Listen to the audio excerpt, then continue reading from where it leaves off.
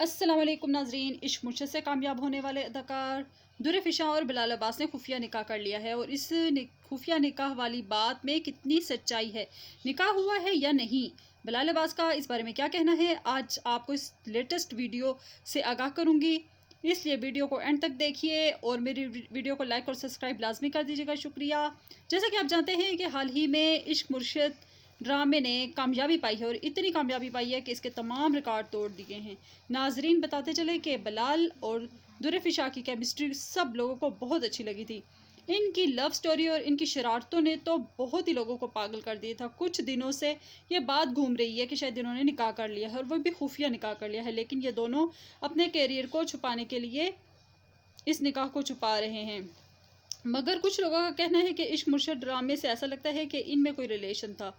इन दोनों में कोई कुर्बत नज़र आती है और ये कुर्बत बहुत ही स्पेशल वाली है, क्योंकि जब दुर फिशा उम्रा करने के लिए गई और बिलाल अब्बास भी इनके साथ ही गए, बहुत से लोगों का ये भी कहना है ये कि सेट से गायब रहते थे, एक साथ रहते थे। जब दुर फिशा उम्रा करने गई तो बिलाल अब्बास अपनी फैमिली के साथ भी उम्रा करने गए।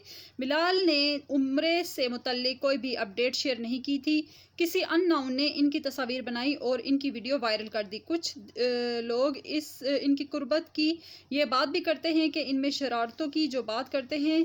तो आपको बताते चले कि इश्क मुर्शद के सेट पे सब अदाकार शरारती थे, मस्तियाँ करके इंजॉयमेंट किया करते थे। इतने अरसे से काम कर रहे थे और ये कुर्बत होना तो कोई बड़ी बात नहीं।